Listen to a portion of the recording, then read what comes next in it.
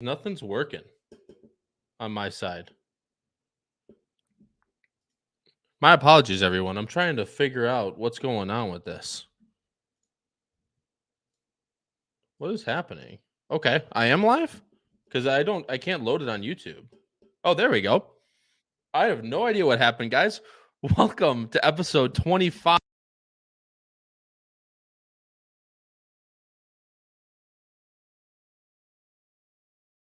We are just not off to a good start on this one. Oh my gosh.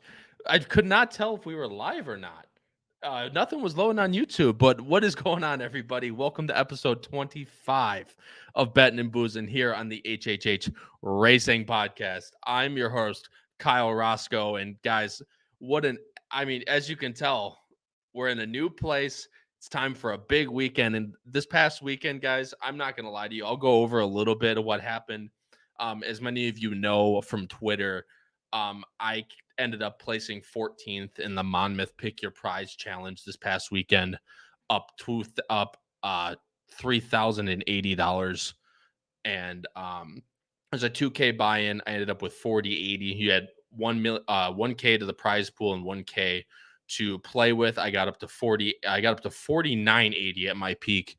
Went down to about 4080 because the later races didn't go as planned, talk of the nation and so on and so forth. But guys, this past week and a half has been the most insane week of my entire life. I mean, between engagement, moving into the new place and cashing that my first contest like that, just been absolutely insane. But the first stream from the new place has not gone to plan, I guess, so far, but we'll get it going, everybody. We're going to get right into it here as we're covering the late pick 4, all stakes races, and the late pick 4 on Friday for Belmont Stakes weekend. So guys, if you are brand new here, please go below the video player and hit subscribe. We would greatly appreciate it, as it not only helps us out, but it pushes the show out to more viewers on YouTube to hopefully grow our audience. And same thing, while you're down there with that subscribe button, please hit that like button down below. Does the same thing, as it helps the algorithm push this show out to more and more people. So again, thank you to anyone who does that during this show.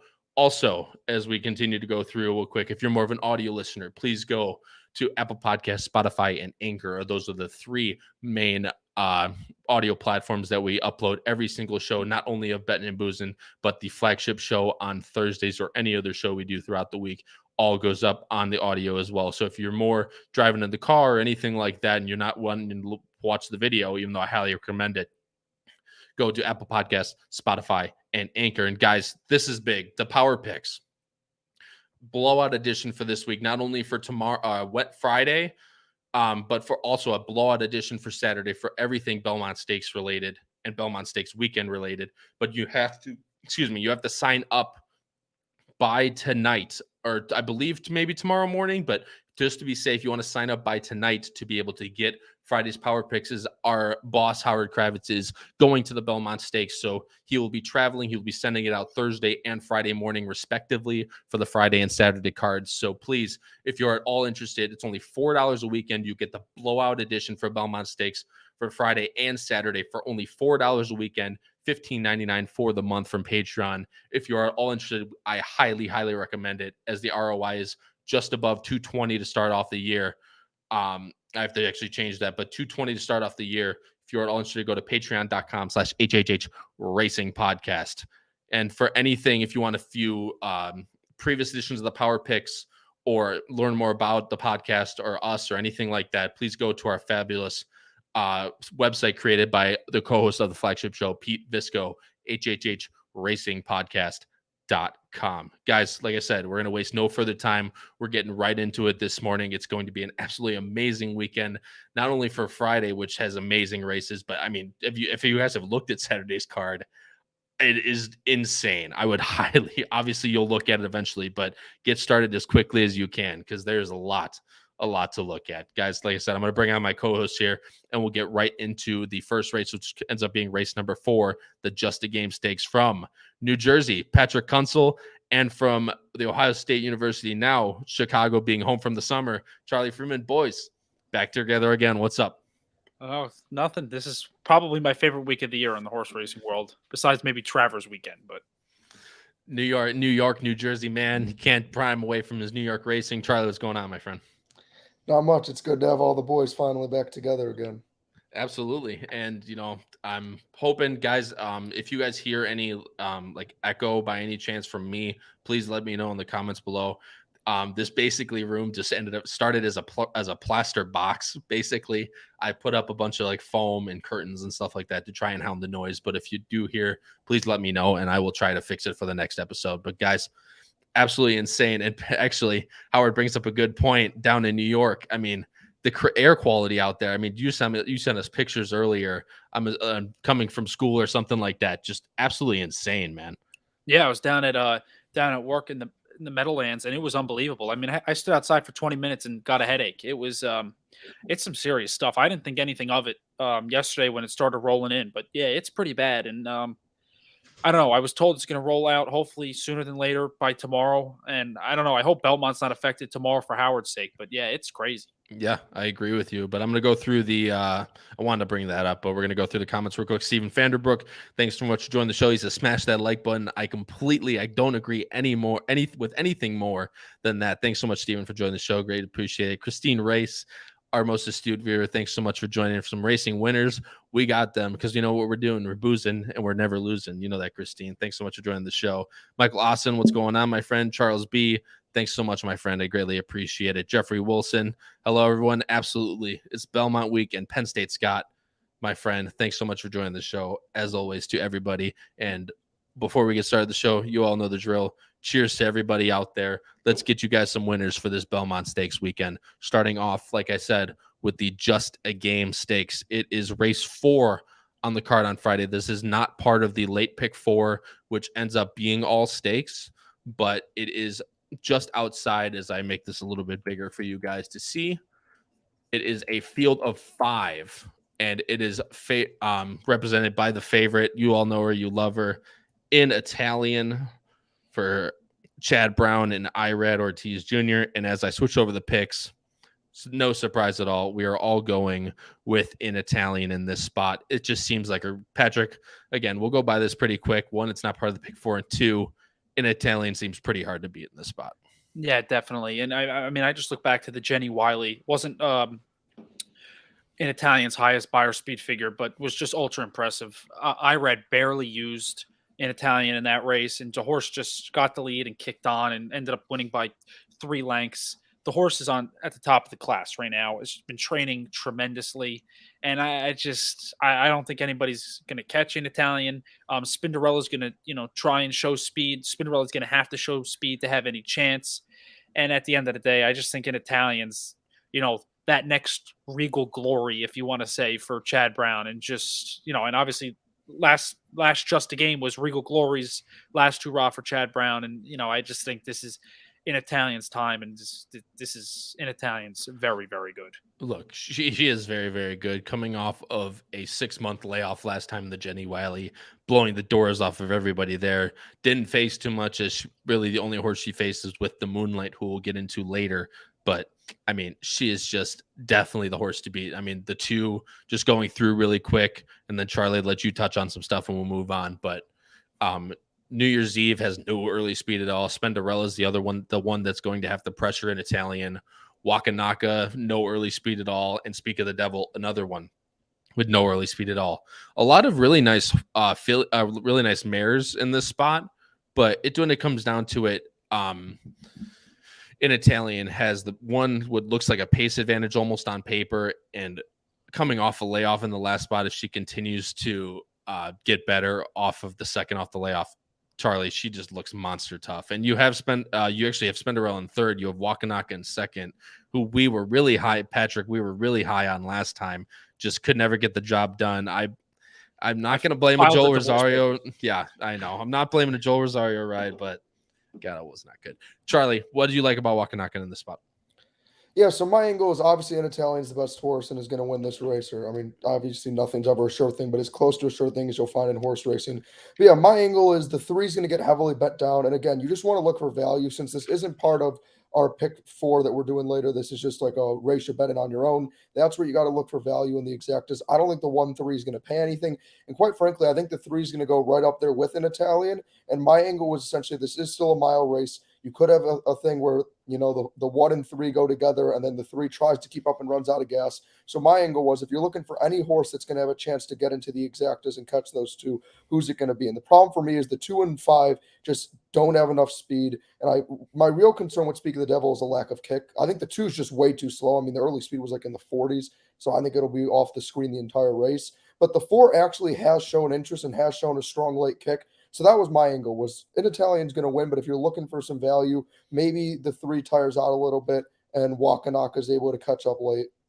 But yeah, that was just my angle if you're looking for any sort of value. Realistically, probably goes 1, 3, 4, but that was my angle if you're looking for a price. I think the 4 is the only one that really excites me to get in the exacta. Yeah, I think you can tell Patrick who we're not happy yet in this race. We've filed the divorce papers on Wakanaka, but speaking of the devil, this looks like she can have a little bit more tactical speed, in my opinion, than Wakanaka. I completely agree with Michael Austin. It almost just looks like 1-3 around the track. And I agree with you, Jeffrey. She is definitely faster than Spenderella, but the only way Spenderella is going to have a chance is to try and go with an Italian. I mean, if you let an Italian go by herself, there's no way anyone's going to catch up to her. So it'll just I'm sure Tyler's going to be right. I'm sure Tyler's going to be aggressive with Spenderella in this spot. And I just see him really going all the way around the track with each other. I mean, maybe pick up the pieces past the second horse, but in Italian is definitely tough in this spot. I'm going 1-3-5 with Patrick is also going 1-3-5 and Charlie's going 1-4-3. And guys, before we move on, I just want to touch on a little bit more of the chat here. Irene, I don't think I've seen your name before. So cheers to you. Appreciate it, guys. Hopefully get you some winners, Irene. Thanks so much for joining the show. Greatly appreciate it. Nick Feldman says an Italian gone. And I mean, pace advantage again, as we touched on. I completely agree with you, Nick. Trish Smith, I haven't seen your name in a long time, Trish. Thanks so much for joining the show. Greatly appreciate it as always. I mean, yeah, she agrees. In Italian, Spenderella is the only way you need to go. Noah, thanks so much for joining the show, my friend. I will check the email after this. But yeah, man, thanks so much for joining the show. Greatly appreciate it. In Italian in the Breeders' Cup, speaking of the devil. Hey, Richard, thanks so much for joining the show, my friend. Yeah, I'm sure a lot of us and a lot of people had an Italian in the Breeders' Cup, but them Euros, man, you can't. It's really hard to beat those, as we'll see later in the card. But guys, we're moving on to the next one. Jeff Wilson, see another astute viewer, my friend. We have the most astute chat tonight. I'm telling you, hit the like button, everyone. Greatly appreciate it, Jeffrey. Thanks so much, guys. We're moving on. This is the start of the all stakes late pick 4, and that's why we're covering a late pick 4, not a pick 5. All of them for me. I'm sure these guys will post them as well, but I post every single race pick on Twitter. So for Friday and Saturday, all picks will be up. So if you guys want to hear my take, at least on race number 7, which is the start of the late pick 5, please follow me on Twitter at AP Roscoe K. But we are moving on to race 8. It is the Grade 1 New York Stakes, going 1.25 miles on the inner turf course, of a purse of $600,000. As I put up the picks, it is a field of 9, I believe, right? No, field of 8, excuse me. And the morning line favorite is the number 7, of course, Warlike Goddess for Belmont and Joel Rosario. And as I switch over the picks now, I am the only one going with Warlike Goddess, and I think I have an inkling why I'm the only one picking her. Personally, I'll just wait. I'll get to her later, but I'm the only one going with the chalk. Actually, I'll just start off because we don't have to talk much about Warlike Goddess. There is one question mark for me in this, and I think it's because she's better going longer. And I'm sure the guys on the panel will be talking about this as well. But this race is only 1.25 miles, remember, guys. And, I mean, you can see the Bewitched 1.5 miles. Breeders' Cup Turf's 1.5 miles. Turk Classic's 1.5 miles. The Flower Bowl's 1.3 miles. I personally, in this spot, I think she might just be better than a lot of these horses. And if Joel can get her going at the right time, I think she can power past everybody, because Warlike Goddess has powered past fast paces, cold paces, any pace you like, she can get up. She runs her race every single time. But the question mark for me, and we'll see when we get to the panel, is can she get there with the amount of ground that she has? Patrick, we're going to you next, and I'll let you guys touch on Warlike Goddess, and then we'll move on. Patrick, you're first. Why did you put Warlike Goddess in second?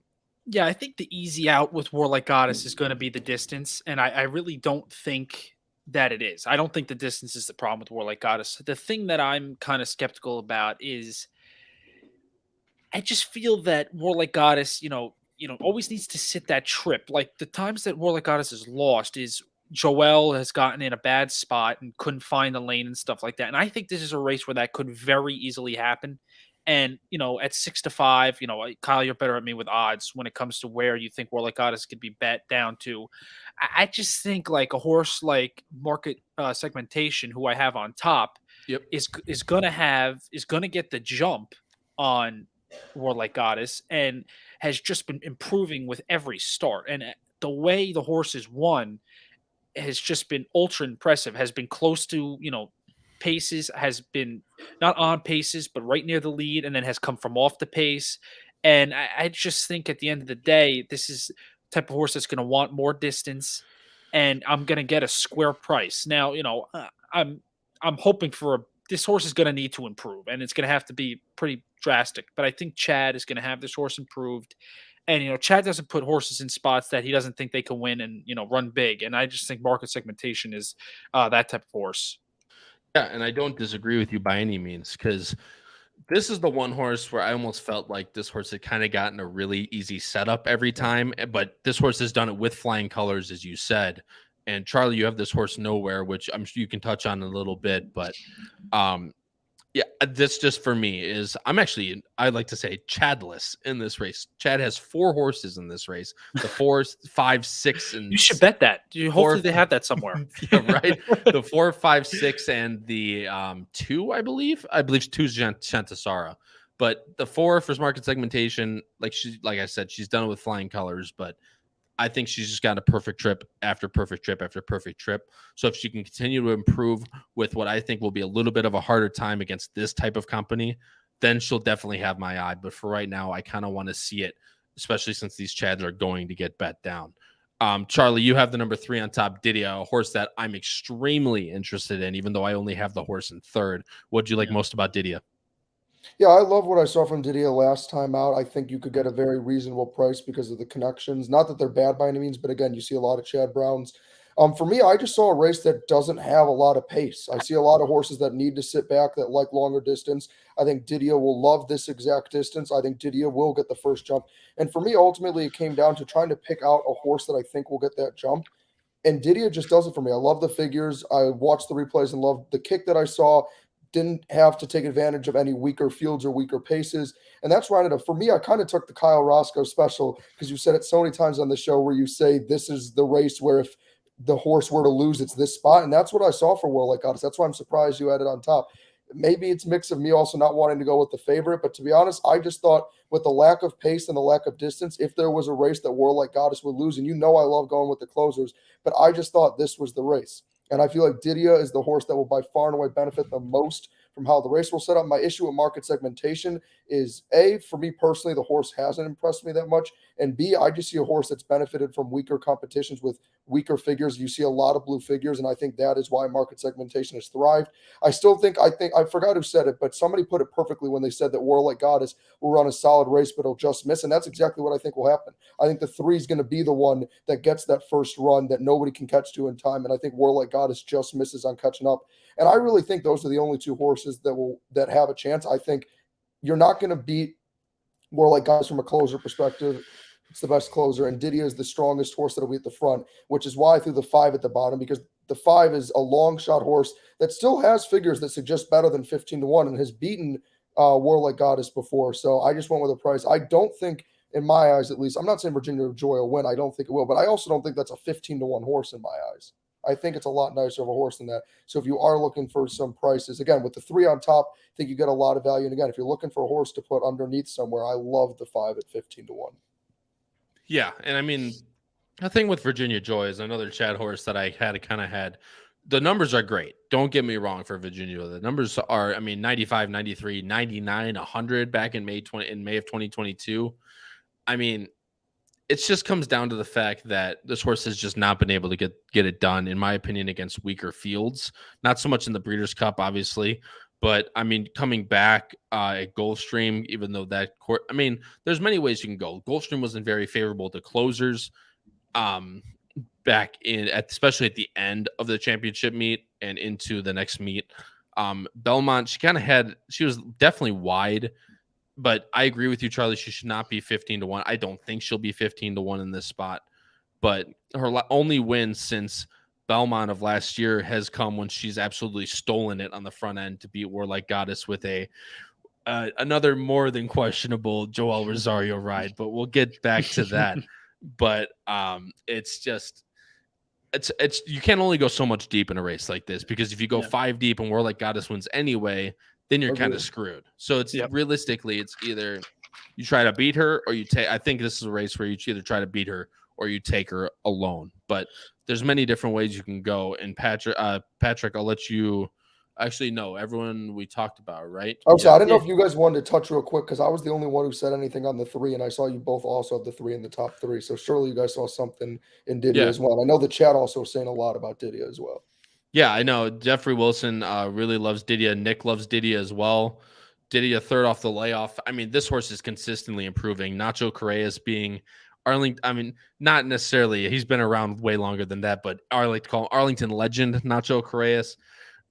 This horse just has done absolutely nothing wrong. And you can kind of get, say, who is she beat? I mean, and she's never gone this long, but I mean, I think this horse is going to set a really nice trip. And whether you have her on top or not, you're definitely going to have her in the spot. Patrick, I'm sure that's what you saw as well. But I want to move on real quick to the number 8, which I'm really surprised that neither of you had. It's With the Moonlight for Appleby and Buick. This horse will be bet down. Probably won't get 9-2. But this horse, I mean, realistically, the last race in Newmarket, I think I'm drawing a line to that race for the sole fact that race was extremely soft that day. Newmarket it poured all week in Newmarket, extremely soft. She was there the entire time and just fell back. With the Moonlight came in the Jenny Wiley, lost in Italian who stole it on the front end. Howard, speaking of that, Howard loved it With the Moonlight that day. And we, Drew and I, that was the route to Drew's second place that day at Keeneland. But I mean, back in Maidan, she was absolutely amazing. And the Lake Placid last year at Saratoga just missed. Haughty stole that on the front end. I mean, realistically, this horse has done absolutely nothing wrong, in my opinion, on the harder ground. I think I would be stupid if I did not have this horse on my ticket. And if there's one horse, I think, in my opinion, if Didia classes up, she's definitely a possibility. But if there's one horse that can beat Warlike Goddess in this spot by getting the jump on her in a race where she's going to have to get going a little bit sooner than she normally does in a 1.5 mile spot, it's With the Moonlight. And William Buick is going to put this horse in an absolutely great spot. Like I said, the last race, I can make the excuse that maybe she just didn't like very soft turf. It comes back to the States, in this spot of all spots, I love With the Moonlight, and I think I think it's stupid to doubt her, basically. But I can obviously I'm going to dish this to you guys, and then we'll move on to the next race. Patrick, Charlie, anything you guys want to say about With the Moonlight?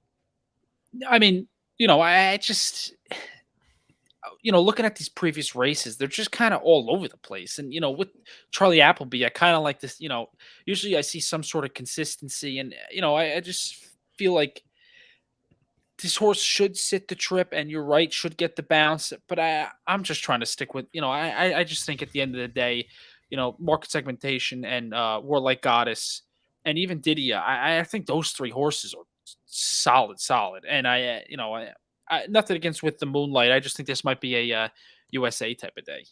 I mean, I completely get it. Yeah, USA. But I completely get it, and it's taken. But I think people that are trying to say that she's not ready, or that last race, I think it's kind of off the mark to say that this horse really she's on my ticket. So it's not like I'm complete, but right. I do agree with you. People are definitely just saying, you know what, no chance.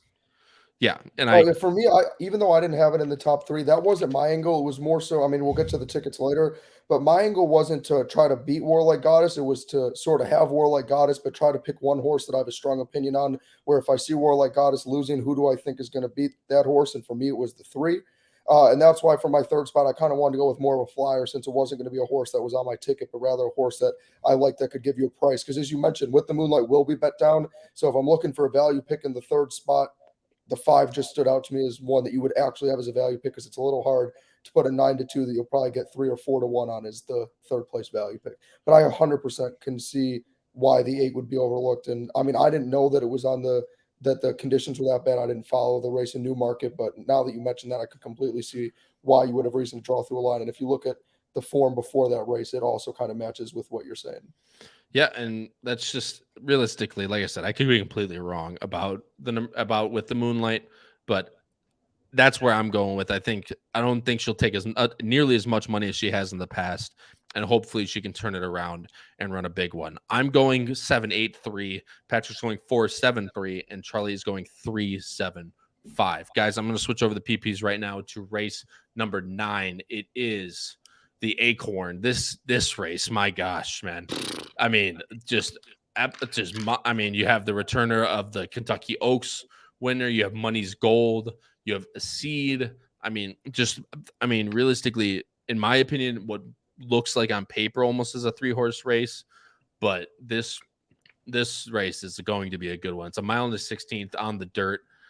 1 mile on the 16th, which realistically you only get at Belmont here in the States, the 1.5-mile track, but $500,000 is the purse for 3-year-old fillies, a field of 8. And as I switch over the PPs right now, the morning line favorite is not your Kentucky Oaks champion. It is the number 5, Money's Gold, for Todd Pletcher and Irad Ortiz Jr., a very nice filly coming out of some really nice Gulfstream races, although they were state bred, and then out of the 8 bells where she just lost to a really nice filly in Red Carpet Ready.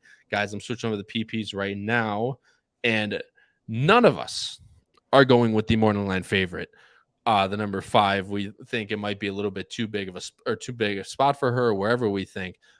Charlie and I are going with Pretty Mischievous, but Patrick, you are the odd man out with the 8-1 morning line horse, a seed for Chad Brown and Flavian Pratt, who I think as well is extremely, extremely interesting.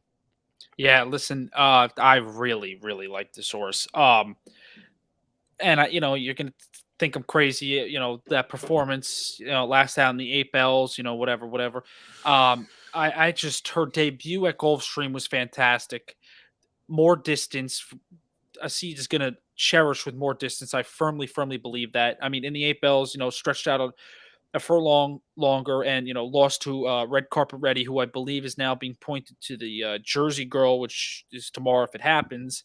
And just with a ton of speed staying on, the way the horse is training, I just think that a seed is like that next Chad Brown horse on dirt, and I'm a big fan of hers, and I'm hoping for a big breakout performance.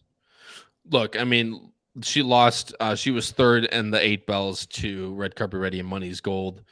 The pace wasn't necessarily slow by any means. They were able to slow it down a little bit going from the 2nd to the 3rd quarter. But, I mean, Money's Gold ran big in that race. On the battle back, she got passed by about 1.5 lengths. Looked like she was completely done. And then came back at the end, if you watch that replay. I just think Asi could really benefit from pace structure. And I know, Charlie, you don't have her anywhere. But if there's a lot of horses that want to go for this lead, i.e. just the 2 for randomized for the other Chad Brown's going to want to go to the lead. A Colt is not slow. Another Chad Brown, Money's Gold, obviously is going to go. And Good Girl, Bad Habits for Brittany Russell is going to go. So you have these horses that are not slow. On paper, it looks like a pretty big speed duel. A seed could be the one to pick up the pieces, especially looking back at that 8 bells race. And I mean, the intent, I'll share, Patrick, I'll get to you in a second, but with the intent, Chad Brown does not throw horses in these races, just basically, throw them in the deep end per se, and just hope they can swim. Chad Brown had very big hopes for this horse, throwing her in the 8 bells, coming off a maiden win where she ran really well. And I mean, if she can continue to improve in just her third race now with pace in front of her, I really think she's extremely interesting, Patrick. Yeah, and you brought up the great point with the good girl, bad habits. I honestly think she holds the key to the race, because if she goes, which she should and kind of has to go, that opens it up for a seat, in my opinion. I just think that she goes with the other speed, a seat's going to sit a perfect trip, hoping.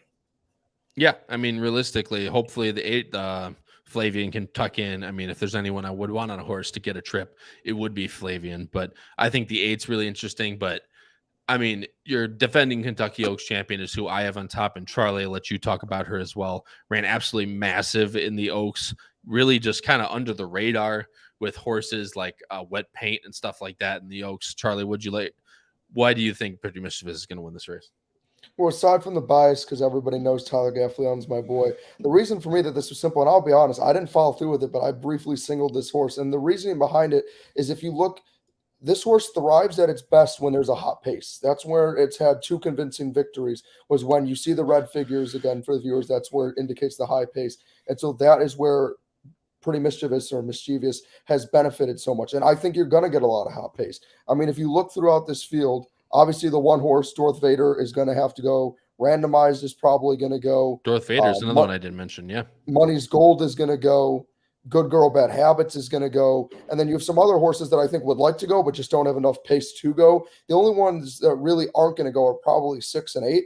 And I just think 6 is going to do a significantly better job at sitting off the pace and has shown that experience. And the reason I have the 5 below is not because I'm trying to go chalky. It was simply because I think the 5 is the best of the speed. And I think the thing that gets overlooked with Money's Gold is, while, yes, this horse lost her red carpet ready and was on the lead, the thing that stood out to me that did make me feel a little bit better, because I know also the added distance could seem like a little bit of a concern, was the fact that red carpet ready actually started to run away from Money's Gold. And then Money's Gold re-rallied, but then the wire was there too soon.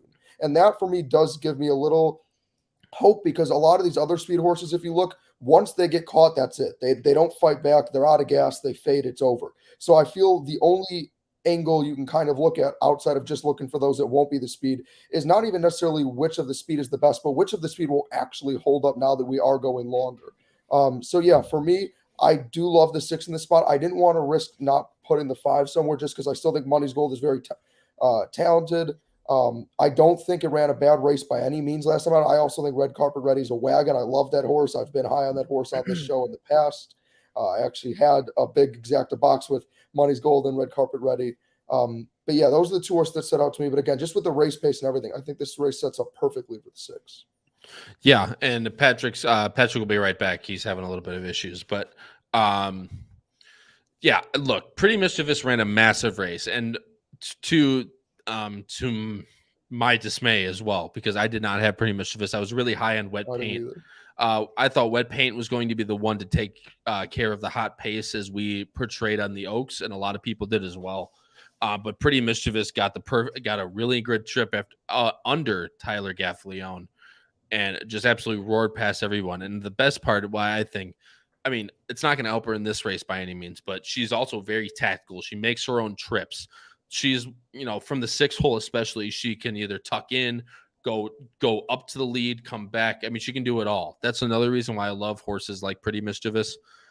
Like I said, it's not going to benefit her on Friday, because she's going to be the one that's going to sit behind all the crap that's going to be in front of her, and hopefully tip out to the top of the stretch and blow by everybody. I just think this pace really sets up for her. And I mean, realistic, and she ran a bullet at Belmont last time. Brandon Walsh has her pointing in the right direction. If she continues to improve off that 92, it's going to be very hard to be able to keep this horse at bay. And I also had the 5. I didn't want to leave her out, even though I think the pace is really going to be behind, or it's going to be a disadvantage for her. And not to mention, she really hasn't been like eye to eye before. She was a little bit in the 8 bells, or a lot more than she has in the past.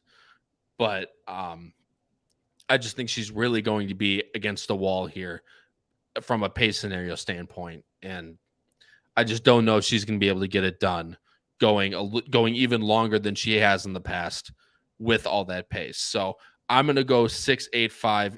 Patrick's going 8-6-2, and Charlie's going 6-5-2. But there's one comment I want to address here, guys, for Rodney Evans. I don't know if I've ever seen your name before, Rodney, but thanks so much for joining the show. If I have, I completely apologize. I give it up to my memory. That's the way it goes. Also, Patrick's back. But the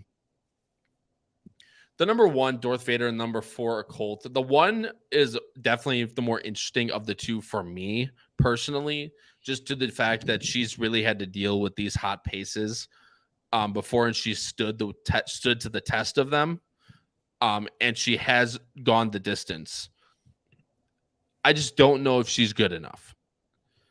And being that she has to take another hot pace with horses arguably that are better than what she's ever faced besides in the Oaks, it's just, I mean, 10-1 is a good price to take a flyer on this horse, but I think this horse's best chance to win is going to be to get loose or to just take back.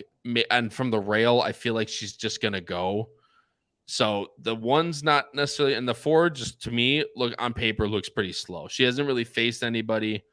Got a cold pace to run into, even though she was extremely wide last time. Maybe you can draw a line through that if you watch.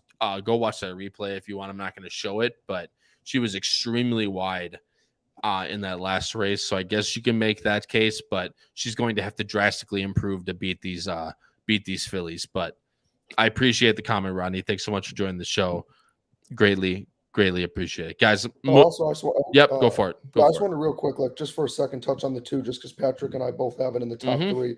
So my quick angle on the 2, I mean, I don't think it'll win this race simply because, again, as you mentioned, another horse that's going to want to probably go towards the front. I just think the 2 is a little bit of a wild card simply because of lack of experience. So we don't necessarily know if it has to be on the lead. And I do like the fact that A, this horse is working forwardly. B, as you mentioned again, Chad Brown doesn't just throw in horses to throw in horses. And C, again, the fact that this horse off a huge layoff, you know, normally, obviously, Chad Brown has his horses ready. Don't get me wrong, he's one of arguably the best trainers in the world. But to come back and have a 30-point step up in the first race back, when normally it's more like, you know, when they're off a big layoff, that first race they might need one and then step forward, to me is a very solid sign. Another thing is the fact that, as I mentioned, a lot of times with speed horses, you know, they get to the lead and then it gets shorter. But with this horse, it was up by a half a length and grew it out to 5. So maybe I think this could be one where I might regret not having it on my ticket. I think you also could get a decent price. I just think Randomized is such an interesting horse, and again, a flyer, simply because, again, from the lack of experience, and again, it's just kind of like does Chad Brown know what he's doing with putting this horse here? And the guy's obviously not clueless, so you have to wonder why he put the horse in this spot. And maybe, again, he sees something, and maybe while from the figures it looks like it has to go to the lead, there's not a whole lot of experience to say that that's necessarily true. So I do think Randomized could be a very interesting wild card. Yeah, and Patrick, I'll let you touch on I'll let you finish up. But, I mean, another point is that Penn State Stocks brings up a good point. This horse had Lasix her last time out. I corrected myself. Her last time out, and she ran off the screen. Now she gets Lasix off again. And that easily could play a factor into it. I don't usually look too much into the Lasix factor, but Patrick, I mean, that's got to play a point in it, no? Oh, I do think it does. You're right. And I agree with everything Charlie said. I'm just going to elaborate a little more. I like to look back at, who Randomized faced in those races, and Gifted, came back and ran a second. So I don't know how well that race will come back, that maiden special weight at Aqueduct. But Randomized looked fantastic in that race, and that buyer speak figure, that doesn't bounce up like that, on any other given day. So ultra impressive. If this horse can improve again, this horse could be very good, and I think it's got a shot. I agree with you for sure. So, like I said, again, I'm going 6.85. Patrick's going 8.62, and Charlie's going 6.52. Guys, switching over the PPs once again, not one more time. This is the penultimate race of the Pick4. It is the Belmont Gold Cup Invitational, 2 miles on the Widener, a $250,000 purse, a full field of 13 in this spot. And if the one race that gets the full field of 13 is the 2-mile race on the turf, which go figure. But the morning line favorite, as I'm sure you can guess, is the number 2 Siskiny for Charlie Appleby and William Buick. And another surprise that I'm sure everyone can guess, we are all going with the number 2 for Godolphin. But it just comes down to the fact that a lot of these U.S. horses didn't do it for me, which is why I ended up going with the 2. Charlie, since you're under me now, you're going first, man. What'd you like most about Siskany? No, I had the exact same angle that you did. I mean, obviously, we don't have as much information or know as much about those overseas horses. But again, like for me, this was one of those races. And again, like you mentioned, for it to be, I feel like it's Arlington Million Day all over again, watching a 2-mile long race with a bunch of horses that you don't know much about. But yeah, no, for me, this was another one where I kind of treated it with like the test method, where you're trying to cross off all the wrong answers when you don't know the right one. And that's exactly what happened to me. It is more tempting to go with the U.S. horses because you know the tracks, you can watch more, you can understand the data a little bit better because you've seen those races, you know it better than overseas. But none of them really did anything for me. And so again, just by process of elimination, by looking at the competition, by looking at some of the results, and again, factoring in obviously time form ratings are a little higher, obviously as you'd explained than buyers, but still when you make take account for that, it's still very solid and in my eyes the most consistent figures in this race. And I do think, again, with a 2-mile 13 field race, to be an 8-5 favorite in itself is a big statement because that is very rare to find that. But for me, yeah, this horse just stood out amongst the rest. And for me, it's just a clear-cut dog. I know I obviously certainly didn't single this race because, again, it's so tough. But for me, it clearly is the horse that has to be on top. And I agree with you, Charlie. And Matthew, I completely agree with you. It's kind of where I'm at in this spot. Patrick, I'll let you touch on the 2 in a little bit as well. But there's really not many horses in this field who have run really well going 2 miles, going this long. Granted, there's a lot of horses in this race that are actually coming off of hurdles, including the big man Cross Border, who I will get to in a little. I don't have him anywhere, but I do want to talk about Cross Border because I do have a love for that horse. So I'll talk about him in a little bit. But there's not many horses that running flat have run well at 2 miles. Siskany seems like the standout almost. Time form ratings, you can kind of usually take about 15 points off those time forms for buyers. It's a rough estimate, but about 15 points is usually the benchmark. So still running, pretty close to that 100 buyer mark, especially 2 back in the Dubai Gold Cup. Only losing by a neck to Broom, who's a really, really nice horse in his own right. This horse just kind of stands out to me on paper a little bit. But Patrick, go ahead. Why'd you like most about Siskany? And then we'll move on to our underneath horses. Yeah, I'm never a big fan of, horses coming right back too. But, with Charlie Appleby, I'll trust him. And that is true. Yeah. I just, you look at it and the horse just stands above the others. And it's just, it's obvious on looking at DRF. And it's not, I tried to look elsewhere. I was even like the 4 I have underneath Tide of the Sea I'll speak on because I know nobody has Tide of the Sea. The horse is just improved drastically off its last start off the layoff, and that really struck me. And I just think more distance with the horse. Tom Morley's an underrated trainer. In a race that I don't know how good these other horses really are, maybe a new one on scene running in this race, hey, I just think going 2 miles, you never know. And should be close to the pace too. And, I'll give this horse a shot at, 12-1 and probably going to be higher. Yeah, I mean, realistically speaking, you just don't know if this horse is going to get the distance, right? I mean, it ran a really nice race last time out. That was 1 mile and 1/8. The longest this horse has gone is 1.5 miles, and they lost by 30. Or he lost by 34.5 lengths. So at least and then 7 and 9.25. So, I mean, the distance is the obvious question for this horse. Charlie, you have the 7 like I do, and Patrick has the 7 and 3rd. I think this is this out of anyone. I mean, U.S. horses. This horse is German bred, but out of all the U.S. based horses now, I think this is the biggest shot that they have. Yeah, I agree. I mean, again, if you look at the time form rating, again, the figures look decently similar to the 2. And honestly, I just learned my lesson. I remember from the race at Gulfstream, Amazing Grace, that everybody was hyping this horse up. And I think I did end up having Amazing Grace somewhere, but I believe that I thought that the horse was pretty beatable. And look, I know it doesn't have early speed. I mean, the time form might be a little disrespectful. I think an 8's a little harsh. But nonetheless, that's not really a problem when you're going this far. But yeah, I learned my lesson from watching that race. I think Amazing Grace is very much so a player. at a little more of a reason, or actually a lot more, I guess, is of a reasonable price. I don't know if you'll get 6-1 because I think a lot of people are going to use that same logic where if they don't want to bet a Euro horse and they want to bet a horse that's been in the U.S., I think everybody will probably lean towards Amazing Grace. And then, I appreciate it. I'm getting some love in the chat for my 13. I thought I was a little worried everybody was going to. Yeah, please, I'm not surprised I'm alone on the 13, but I think the Gray Wizard, I mean, obviously it's also a dope name, but I think the Gray Wizard is an interesting horse.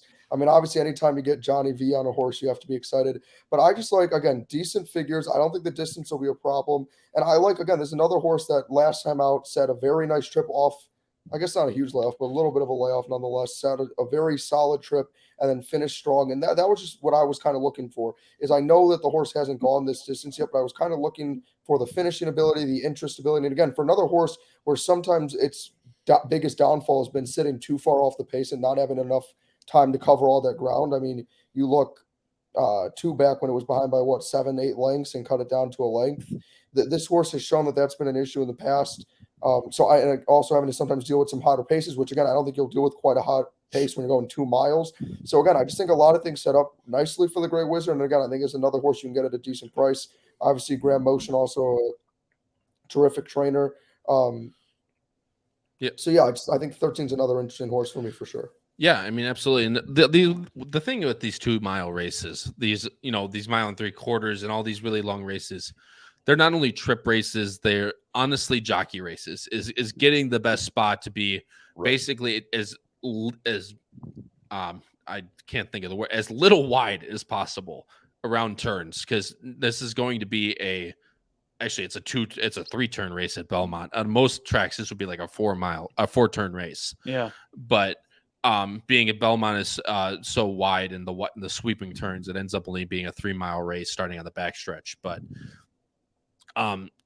for me, the one U.S. based horse that can get the distance, at least completely get the distance, is the number 7. The race at 1.5 miles at Gulfstream on a track that nearly is not favoring too many closers. Was able to do it, granted at a hot pace, but still was able to close really well with Rosario. And last time just ran really even at 1 mile and 3/8. And when horses run even, to me, that generally, even though she did save ground, especially as the notes say, if you want to watch the replay, please go and watch that. I would highly recommend watching replays, especially for races like this. But she just kind of ran plotted almost, just kind of ran really even, which makes me hope that this horse can end up getting the extra 5/8 of a mile, which, I mean, it's not that small of a distance by any means. I mean, that's a Smoke and Jay race right there, is 5/8 of a mile. But and then I'll go on and I'll touch on the 11 and we'll move on, guys. This is the other Euro coming over for Joseph O'Brien. Jose jumps on this horse. Although High Definition hasn't run that well recently, won a maiden race at Leopardstown and a 7.5 back of Impair at 2 miles and 3/8. So I know this horse loves distance. The only question for me would be, this horse almost seems to like a little bit of given the ground. So if there's not going to be given the ground on Saturday, that could be something to consider. But these Euros, as I stated with the number 2 with Siskiny, they just seem they take to this 2 mile distance race so much more, just because there's so many more of them. They are steeplechase races. Thank you so much, Matthew. I greatly appreciate that. They were steeplechase races. I guess I wasn't clear enough. I was more talking about the races with Aiden, but it just comes to the fact where these Euros get so many more reps at this 2 mile distance. That, because I mean, realistically, I can name all not flat races in the US. I can name them on my one hand, how many 2 mile races there are, this being probably one of the biggest. So I'm going to take the 2 Euros, and I will take Amazing Grace as well and kind of move on. I completely hear what you guys are saying about other horses, but for me, I'm not going to get too cute in this spot. I'm going to go with the 2 Euros, add Amazing Grace in, and hopefully catch probably Siskiny and move on. But and actually, one more thing I wanted to touch on. I actually have it on Equibase. The last 5 winners of this race came out of Europe. So they're all Red Cardinal was an Irish bred called to mind from William Haggis's barn. Another Euro, Ahmad for body, I believe he was an Australian runner later in his career. Baron Samedi for Joseph O'Brien, who won this race 2 years ago, and then Loft was a German runner last year for Marcel Weiss. But I mean, that's five straight races with a Euro winning, and I don't see it switching up this year. There's not enough of U.S. talent going this distance that will be able to take it away from me. I'm going 2:11.7. Patrick's going 2:4.7. And Charlie is going 2:7.13. And Matthew, I will touch on that. Call to Mind was owned by Her Majesty, Her late Majesty Queen Elizabeth. As I'll actually pull it back up on the screen. Actually, no, I don't have it on here. I did have it when it was zoomed out, I think. Oh no, I don't. But yes, Call to Mind was owned by Her Majesty. So thanks, Matthew, for the fun fact, because I actually did have that lined up and I forgot it. So thanks so much. Moving on to the last race of the sequence. It is, as soon as I can click buttons over, it's the Intercontinental Stakes Grade 3. Nothing like ending a good sequence on a turf sprint, going 6 furlongs on the inner turf course for $200,000. It is a field of 8. The favorite is the number 7, Bubble Rock, for Brad Cox and Joel Rosario. And as so for the picks right now, not a single person going with the morning line favorite, but me and Charlie are going with the second choice, Bay Storm, for Jonathan Thomas and John Velasquez.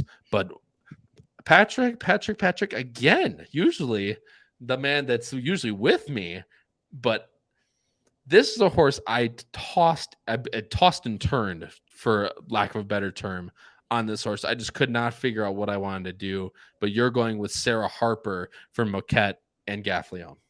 Yeah, full disclosure, I didn't want anybody out of that license fee stakes at Belmont last in May, in the beginning of May. It's just that race, I rewatching that race, just was not a fan of it. Didn't look good.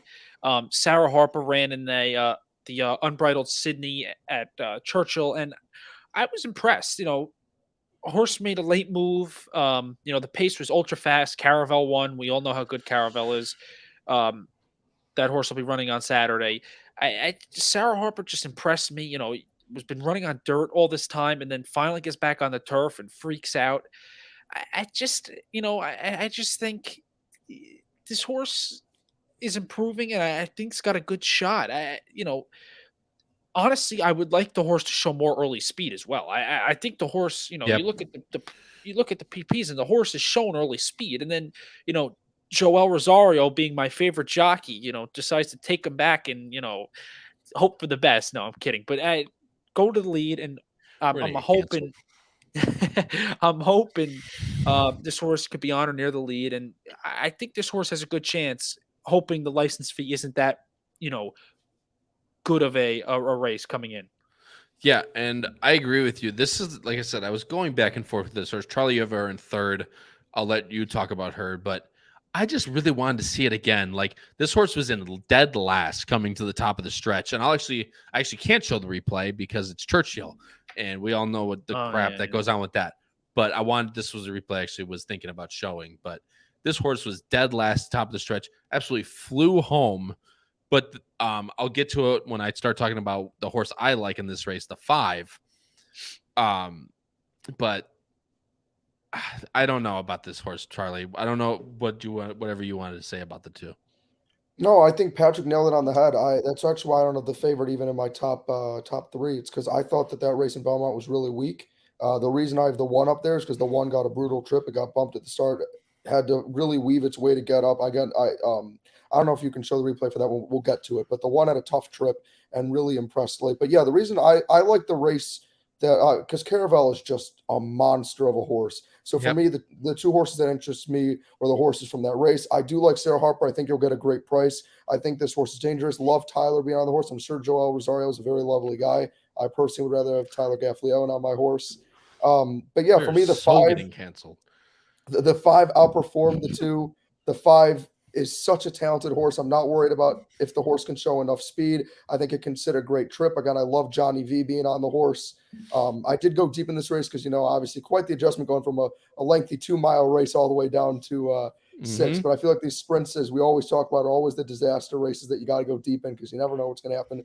But Baystorm has just been ultra impressive to me. When I rewatched that replay, I won't lie. When I bet this race, me, not to be creative, like everybody else, had Caravel singled in that race, and you're like, oh, Caravel won, and you keep moving. But when you go back to actually watch that race, Baystorm was ultra impressive to me. And again, I think as a horse, it's very easy for any horse in that field to kind of naturally overlook because all the focus is on Caravel. But I love that performance, and I feel if Baystorm can run anything like that, it has every right to win this race.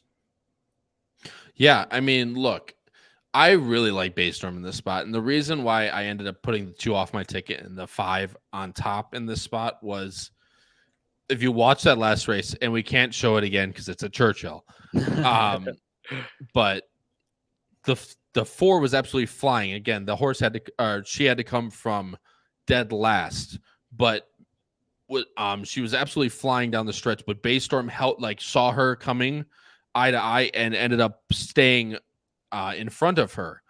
And it showed how much run Baystorm still had in that spot, and that's why the extra half furlong. I mean, granted, this horse used to run mile races on the West Coast, so the distance doesn't bother me one bit. I think this horse hits a great trip, as Charlie, you mentioned, and tip out the top of the stretch, hopefully run by everybody. And while I think there is a little bit of speed in this race, I don't think there's enough for a horse like Sarah Harper, especially if she's going to get the same trip that she got last race.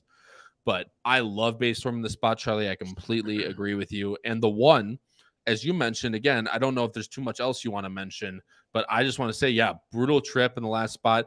Granted, did get a little bit of a hot pace to run into, and this will be a little bit tougher. Although pretty much, I mean, you got a lot of the same horses coming out of that last race, but as you stated, brutal trip, got bumped, had to settle back, and made a good run at the end. Yeah, I was just going to say, if you want to, I don't know time-wise if we can, but show the viewers just the ending of the race, just how this horse was finishing. Because, again, this is why I completely agreed with what Patrick said. This race didn't really impress me, but this is why I don't like the favorite in this race, but still have it on the ticket because it's a Brad Cox horse and you have to respect it, was that the favorite in this race got a perfect trip, didn't have to really struggle for anything. And again, while it wasn't very impressive, again, the 1 horse, I believe, was the 1, the 2 in this field. I forgot the number that the 1 was. Is the 2, correct. Yeah. And to mention, and just really quick, the 8 right here is the favorite in this race, the number 7, Bubble Rock. Yep. Mm-hmm. I mean, you have Uguri in this spot, who is a really nice horse. The turf was questionable for her that day, but I mean, running against really nice horses in this field. Star Divine. I mean, you can see her. She's right out here on the inside, kind of locked in. Right. And so that's what I was seeing is just the favorite got a really, really nice trip and didn't have to work that hard for it. And the 2 was just completely boxed in, nowhere to go. You see at the back, just literally nowhere to go. And then finally, once the horse got some daylight, just completely woke up and starts gaining on that 8 and gaining. And the way I see it is, I know it's not that you're getting more distance because I believe this is the same distance. But if you look at the quick kick, the 8 didn't really show much kick. You can see the 8's running out of gas and the 2's catching. If the 2 doesn't have to continuously get boxed in 3-4 times and keep hunting, again with a bump start as well, I just think for me, if you look at a race that might not be that strong, you try to see if any horse had an excuse for not running that well. And that's what I saw was Poppy Flower had a really tough trip. And I think if it gets a much cleaner trip, which I believe it will, it's also a smaller field, it could run huge. And that's why, again, this 7 just doesn't do it for me. I don't get why it's fair. I know it won. I know it's Brad Cox. But again, it got the perfect trip and didn't win convincingly at all for me.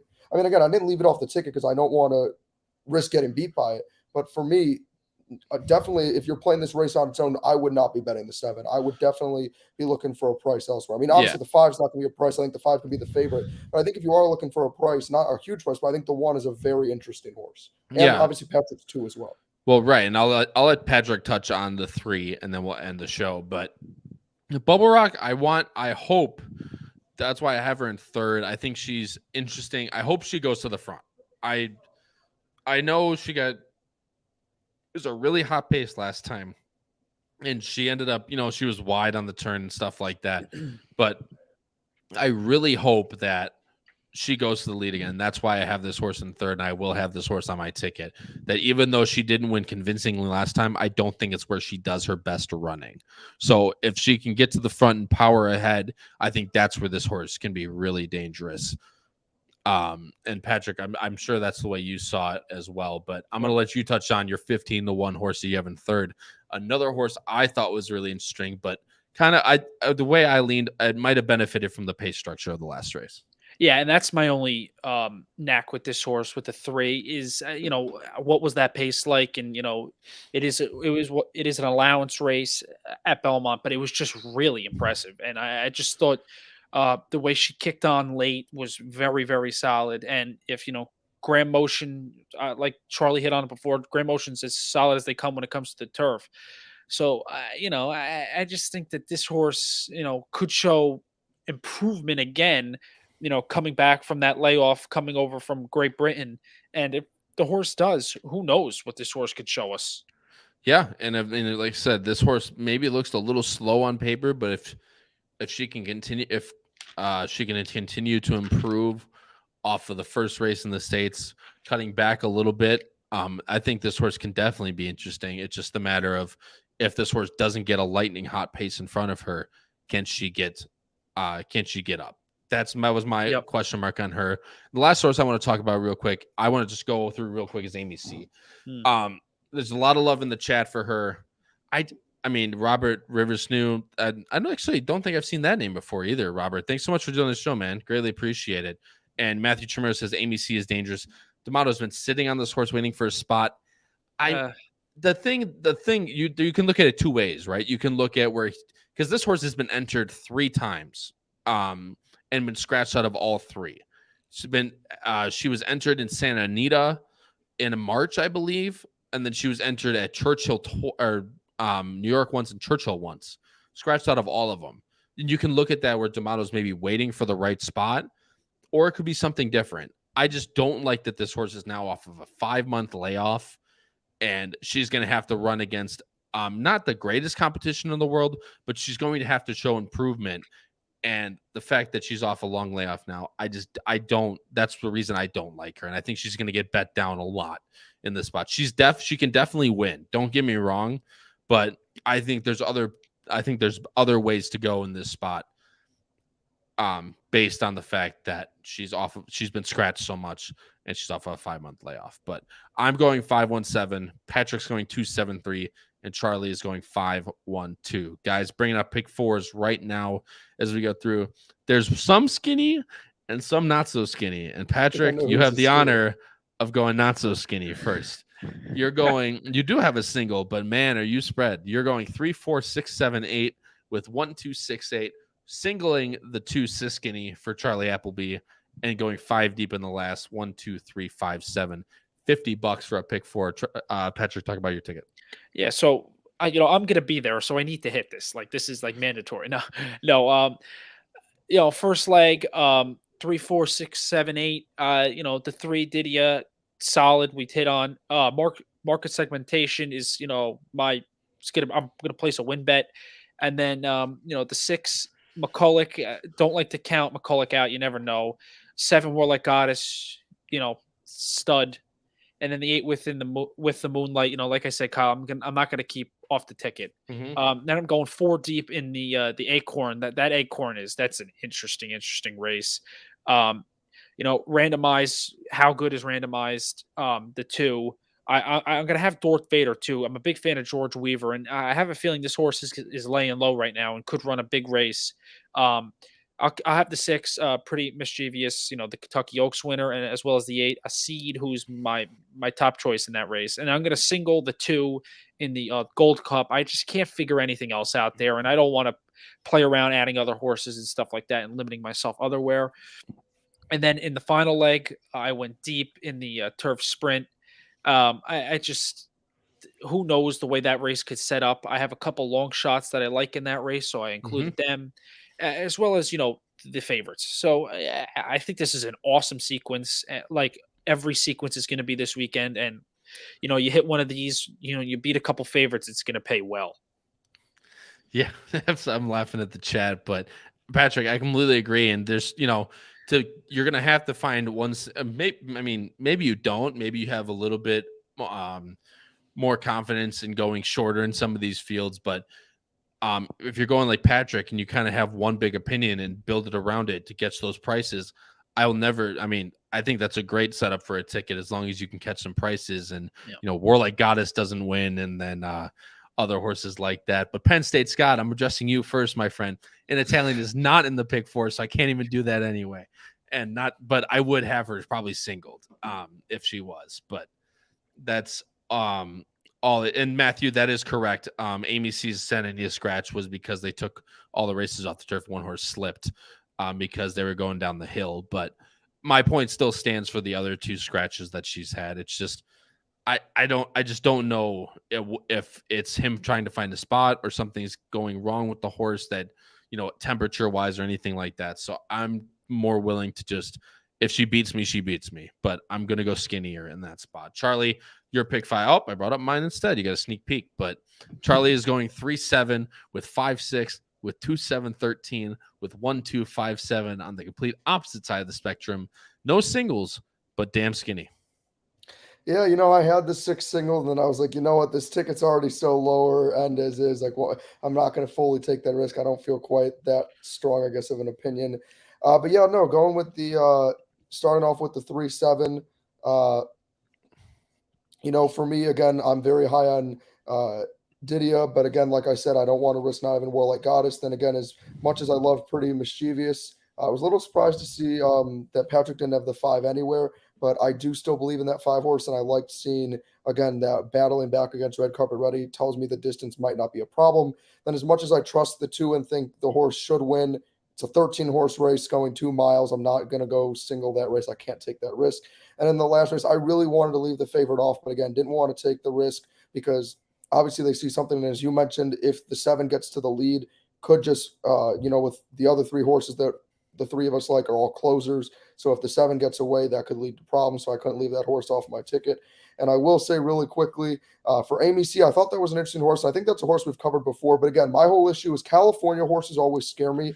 I like to see them have a race in, Kentucky or New York to prove themselves before because it's a totally different ballgame. And we've seen favorites. Like I remember, I forgot the name of the horse, but it was the 9 horse from California, and we all picked it to lose, and it did.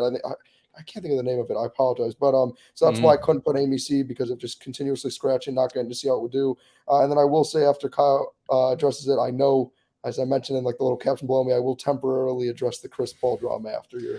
I'll let you go quick, but real quick, I want to mention Jim Pillar's rewatch. Kyle Blake, congratulations on the big cash on the Belmont and the Monmouth Tourney. Really chalky card. Yeah. Get your licks in while you can, Jim, since you're late. But I actually was. All my bets were on chalk, but I was able to turn 1,000 into 4,000 using all chalk. So give and take, I guess, is what it comes down to. Not about how you win; it's about if you win. That's right. See. I got my guys on my back for once, and then he says, "Is the 6 Amy C a C or an Amy C for you in the grid?" Which is I like the pun. I know Howard the teacher would appreciate it, but yes, I would use her defensively as a C. And I'll give a little bit sneak peek into that grid, but like I said, just all the scratches and everything else. After the big layoff, I don't have as much confidence in her and I've chased that horse before. I love that horse in California. But I would use her defensively in that spot. All right. And I won't play the game. Will Kyle single? Because Kyle always singles, right? Wrong. I did not single in this spot. And I've gone back and forth so many times on this ticket. I'm just giving it out. The first leg, it is pretty similar. On first race, I'm going Didia, Warlike Goddess, and then with the Moonlight, the thing is that Warlike Goddess is probably the most likely winner on the card. But if she does get beat in the one spot where I think there's a little bit of a question mark on her, I want to be alive with the ticket because the ticket increases dramatically after that. And then into the 9th race, which is the Acorn, I'm going the 3 logicals. I'm going with Pretty Mischievous, my top pick. The number 8, A Seed, who's Patrick's top pick, who I really like. And Money's Gold, just in case she can't get the extra distance. And no pace materializes and she just wins by 5, which is usually how it goes. In the 3rd race, which is the Belmont Gold Cup, I went 4 deep I just can't. Oh, I forgot to mention Cross Border, which who I want to talk about. I have Siskiny, who's the most likely winner.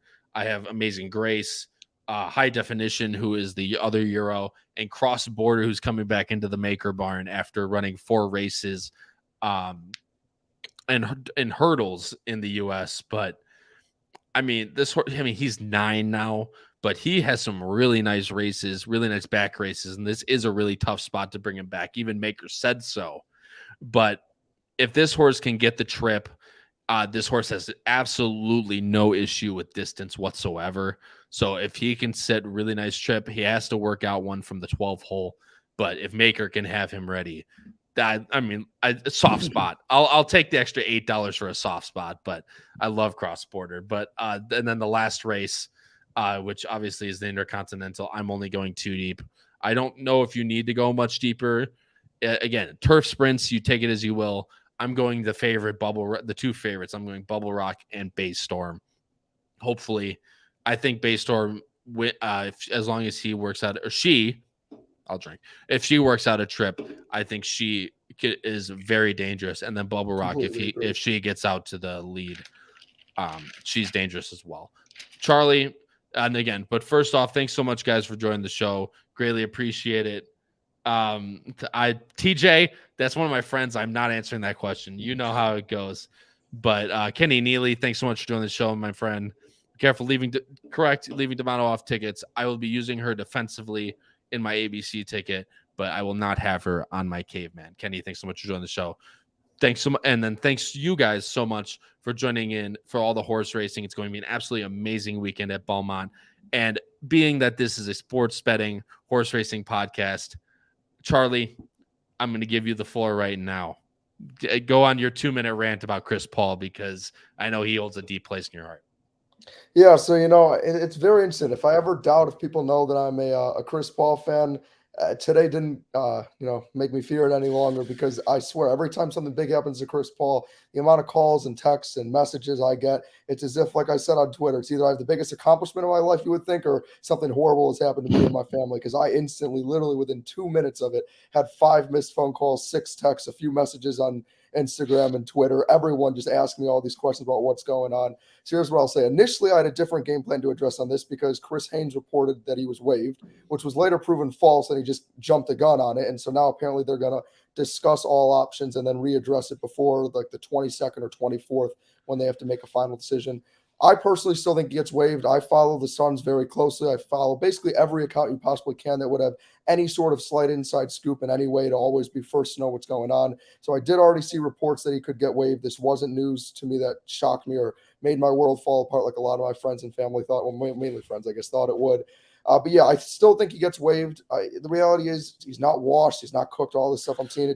He's a 38-year-old that's getting paid $31 million. Who wants to do that? No one. Yep. So the reality, and he's injury prone. So I think he's going to still get waived. I think he's going to clear waivers, because no one wants to pick up that $31 million. And I do believe he ends up re-signing with the Suns on a team-friendly deal.